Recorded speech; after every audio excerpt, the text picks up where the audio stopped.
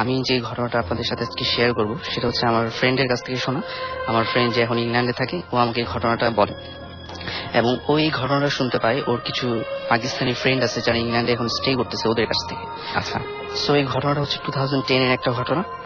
তো একটা ভ্যাকেশনে ওই তিনজন যে পাকিস্তানি ফ্রেন্ড, যারা আমার ফ্রেন্ডের ফ্রেন্ড, ওরা একটা ভ্যাকেশনে মানে লং ড্রাইভ করার জন্য একটা প্ল্যান করে। তাদের যে প্রাইভেট মোটর কার দিয়ে লং ড্রাইভ করার একটা প্ল্যান করে এবং তারা প্ল্যান অনুযায়ী লং ড্রাইভে বের হয় এবং তারা 5-6 আওয়ার্স মানে কারে জার্নি করে লং ড্রাইভ করে।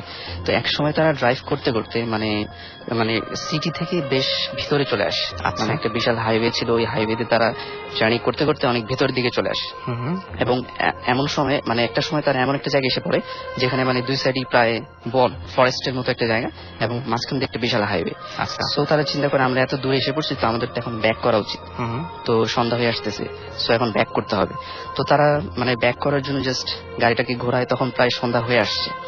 সো তারা যখন ব্যাক করতে থাকে তখন তাদের সাথে যেটা ঘটে সেটা হচ্ছে যে তারা যেই রাস্তায় আসছিল ঠিক সেই রাস্তাটা তাদের মনে হচ্ছে আনফ্যামিলিয়ার হয়ে গেছে। মানে এই রাস্তা দিয়ে তারা আসেনি আসলে, তাদের কাছে মনে হচ্ছিল যে এই রাস্তাটা অন্য একটা রাস্তা, মানে তারা পথ ভ্রম করছে এরকম একটা বিষয় তাদের মধ্যে দেখা যাচ্ছিল।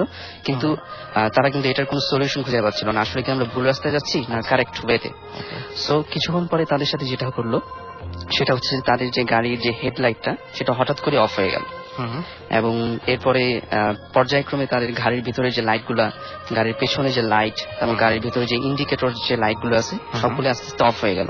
এবং তারা একসময় চিন্তা করলো যেহেতু আমরা একটা হাইওয়েতে চলতেছি, তো আমাদের যদি এখন হেডলাইট অফ হয়ে যায় আমরা তো গাড়ি চালাতে পারবো না, অ্যাক্সিডেন্ট হয়ে যেতে পারে যে কোনো সময়। সো তারা তখন কি করলো, মানে গাড়িটাকে এক জায়গায় পার্কিং করলো একটা হাইওয়ের একটা সাইডে এবং তারা গাড়ি থেকে নেমে গেল।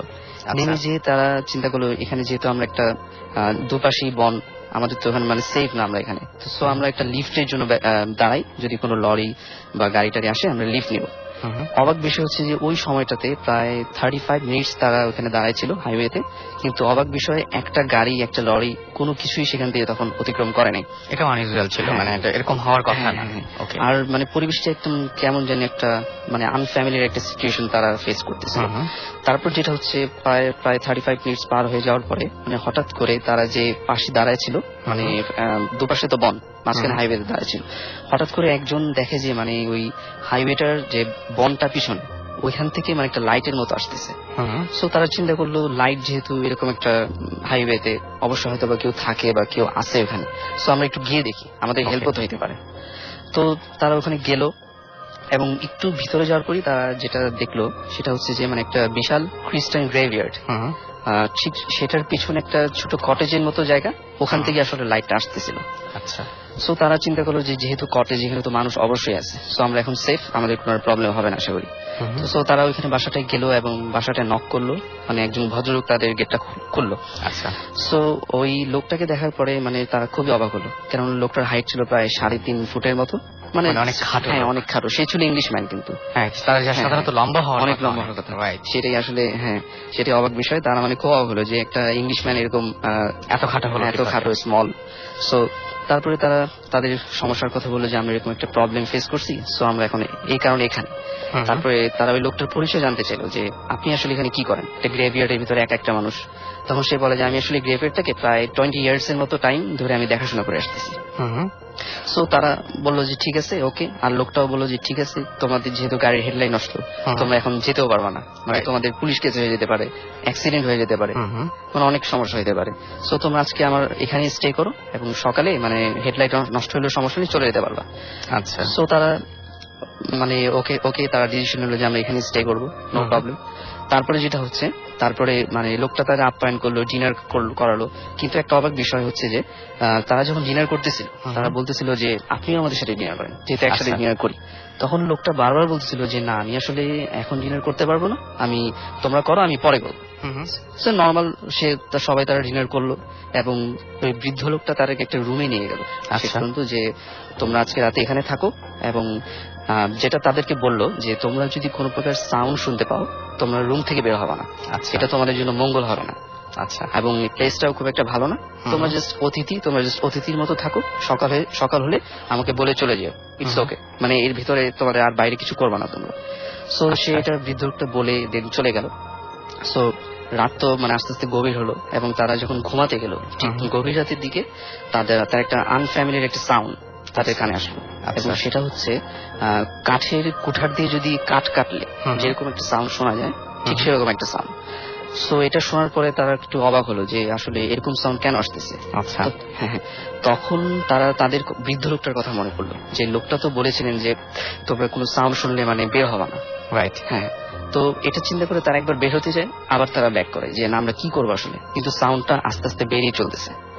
সো তারা তারপর যেটা করলো যে চিন্তা করলো যে একটা বৃদ্ধ লোক যেহেতু বাসায়, মানে আমরা দেখি উনি কি কোনো বিপদে পড়ছে কিনা। তাদের মধ্যে কোনো কিন্তু প্যারানর্মাল বিষয় ছিল না এবং তারা খুব একটা ভয় পাচ্ছিল না যে হ্যাঁ মানে তারা মনে করছিল যে নর্মাল কোন একটা সাউন্ড। সো তারা রুম থেকে বের হলো এবং একটু বাইরের দিকে যাওয়ার পর রুমের থেকে পাশেই একটা রুম, আরেকটা রুম, ওইখানে রুমটার মানে একটা দরজা মানে অর্ধেক ভেরানো। সো তারা ওইখান থেকে দেখলো যে ওই বৃদ্ধ লোকটাই একটা কাঠের যে কুঠার ওটা দিয়ে মানে একটা বড় কফিন মানে কফিন ভাঙতেছে।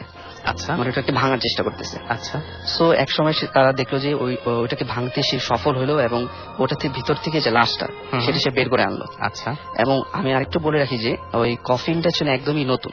আচ্ছা, মানে একদমই নতুন এবং মনে হচ্ছিল যে ওই কফিনে জাস্ট সদ্য কবর থেকে ওঠানো হয়েছে। যেমন জাস্ট একটা কফিন যদি সদ্য ওঠানো হয় তখন কিন্তু ওটার মধ্যে ভেজা মাটি লেগে থাকে এবং সেটাতে এরকমই ছিল যে একটা ভেজা মাটি লাগানো। সো তারা দেখলো যে লোকটা ওই কফিনটা ভাঙলো, ভাঙার পরে ওখান থেকে লাশটা বের করলো, বের করার পরে এবং যেটা দেখলো সেটা হচ্ছে যে তাদের ওই লাশটাকে সে খুঁড়ে খুঁড়ে ছিঁড়ে ছিঁড়ে খাচ্ছে।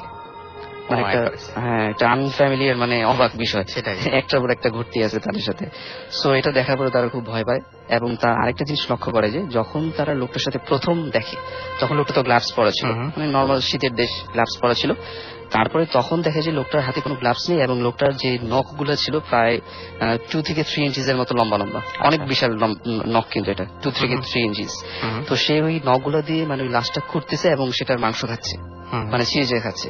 তো এই বিভৎস দৃশ্য দেখার পরে মানে দুজন যে ছেলে ছিল তারা সাথে সাথে সেন্সলেস হয়ে যায় এবং আরেকজন যে থাকে সে মানে যথেষ্ট চিৎকার চেঁচামেচি করার চেষ্টা করে যে আমরা আসলে কি কোথায় আসলাম, জাস্ট একটা নর্মাল একটা সেন্স যে সে মানে অবাক হয়ে যায় দেখি, কিন্তু তার মানে ভয়েস দিয়ে কিছু আসতেছিল না, সে কোনো সাউন্ড করতে পারতেছিল না। ঠিক সেই সময়টাতেই ওই বৃদ্ধ লোকটা ওই ছেলেটাকে দেখে ফেলে।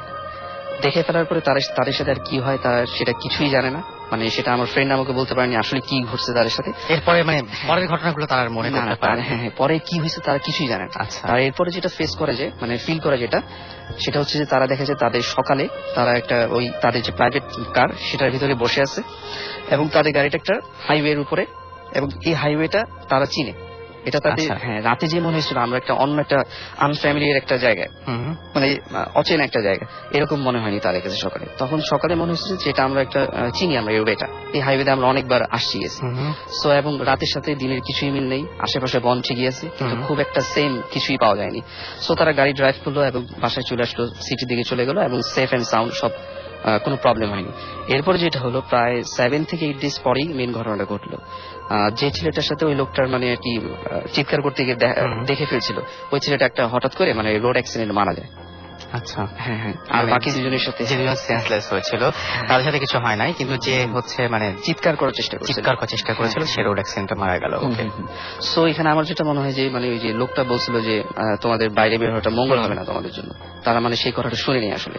সো এই কারণে হয়তো তাদের এই ধরনের হতে পারে, বাট তারা যেটা ফেস করেছে সেটা সবচাইতে বেশি ভয়ঙ্কর। যে একটা জায়গায় গিয়ে তারা যেখানে আশ্রয়ের জন্য গেল সেখানে গিয়ে তারা সবচাইতে ভয়ঙ্কর ব্যাপারটা ফেস করলো এবং মানে যে লোকটা সেই লোকটা প্রচন্ড আনফ্যামিলিয়ার।